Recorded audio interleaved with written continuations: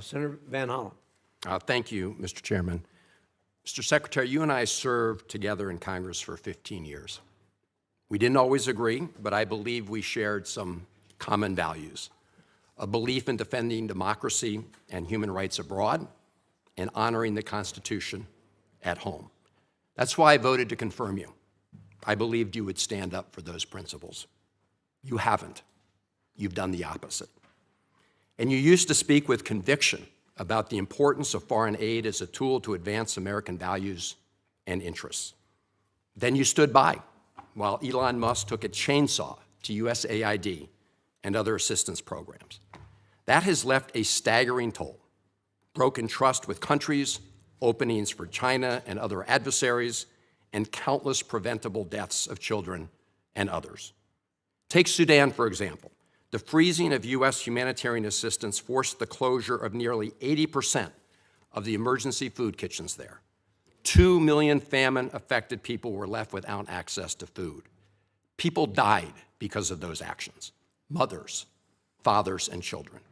Tons of emergency food that could have saved their lives was left rotting in warehouses because you and Elon Musk refused to let USAID do its job.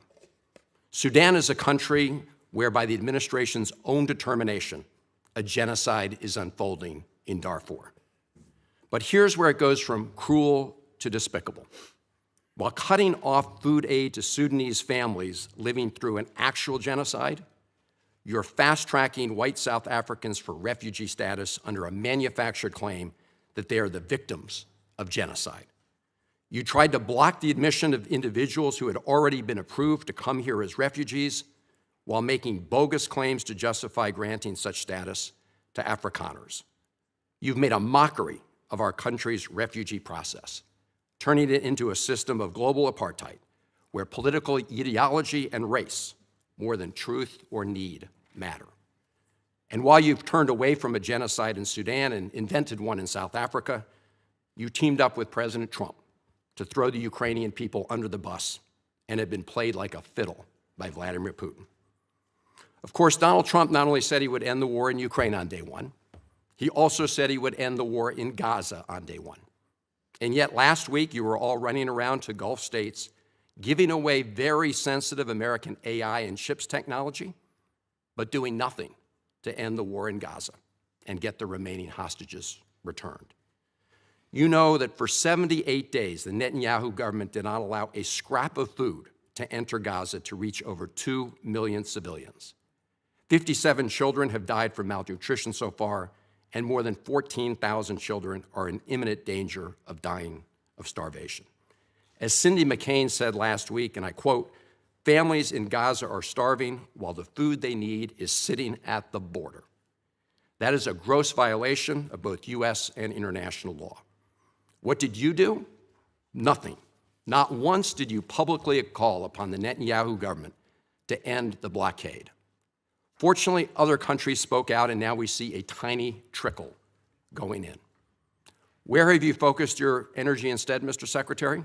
Well, your first trip as Secretary of State was to El Salvador, not to promote democracy, but to cozy up to President Bukele, who calls himself the world's coolest dictator. The result was a cash for collusion deal to deprive people living in America of their constitutional rights to due process. The Supreme Court, in a 9-0 decision, instructed you to facilitate the return to the United States of Abrego Garcia, who the administration admitted was wrongfully deported to El Salvador. Your response? You've openly flouted judicial orders. When asked whether you have been in touch with El Salvador to return Abrego Garcia, you boasted, quote, "I would never tell you that. And you know who else I would never tell? A judge." Clearly, you don't care about the Fifth Amendment right to due process, and you don't care about the First Amendment either, since you've been very busy snatching students off of college campuses for exercising their right to free speech. You dredged up a relic from the McCarthy era to claim that student protesters posed a threat to the foreign policy of the United States. Give me a break, Mr. Secretary. You know as well as I do this isn't about national security, it's about punishing free speech. And you know that in America, the government doesn't get to use its power to punish speech it doesn't like. Yet in March, you boasted about revoking student visas, saying, and I'm quoting, "We do it every day. Every time I find one of these lunatics, I take away their visa," unquote. Let's look at one of those lunatics, Mr. Secretary, Ms. Ozturk. Her crime was co-authoring an op-ed in her college paper critical of Tufts University's response to the war in Gaza.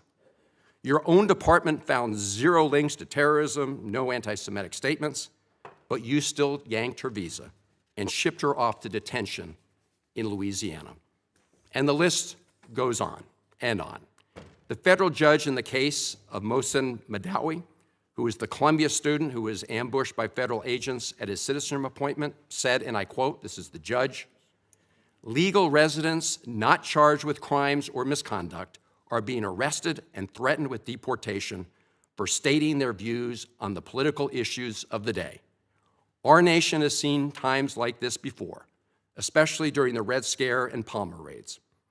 Like the McCarthy-era witch hunts of the 1950s, your campaign of fear and repression is eating away at foundational values of our democracy.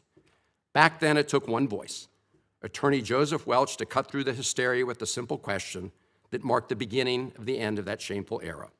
He asked Senator McCarthy, have you no sense of decency? And I would ask you the same, Secretary Rubio. But you have shown through your words and your actions what the answer is. And I have to tell you directly and personally that I regret voting for you for Secretary of State. I yield back. May I respond?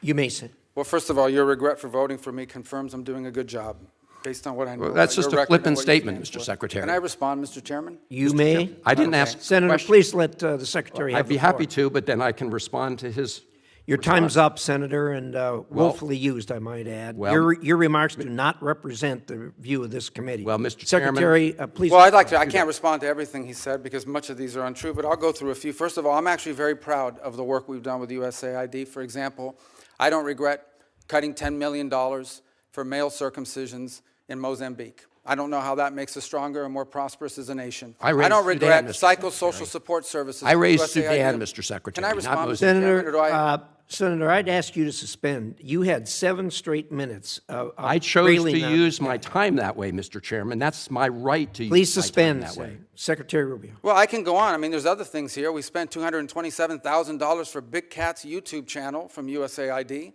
We spent $14 million for social cohesion in Mali, whatever the hell that means. So I can go on and on. I got the list here, and there's more. I didn't even bring the whole list. In the case of El Salvador, absolutely. Absolutely. We deported gang members, including the one you had a margarita with.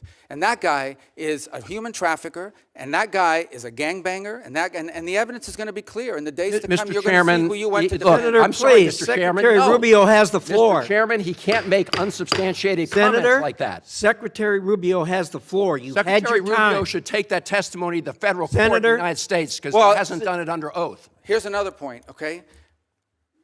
There is a division in our government between the federal branch and the judicial branch. No judge in the judicial branch cannot tell me or the president how to conduct foreign policy. No judge can tell me how I have to outreach to a foreign partner or what I need to say to them. And if I do reach to that foreign partner and talk to them, I am under no obligation to share that with the judiciary branch. Just like a judge cannot order me to negotiate with a foreign minister of Russia, they cannot order me to negotiate with a foreign minister or the president of El Salvador. And if I did negotiate with them, which we have responded to them, and we've told them we've had communications with the president of El Salvador, I am under no obligation under our division of powers in this country and to share with the judicial branch how I conduct the diplomacy of the United States. It would actually be counterproductive.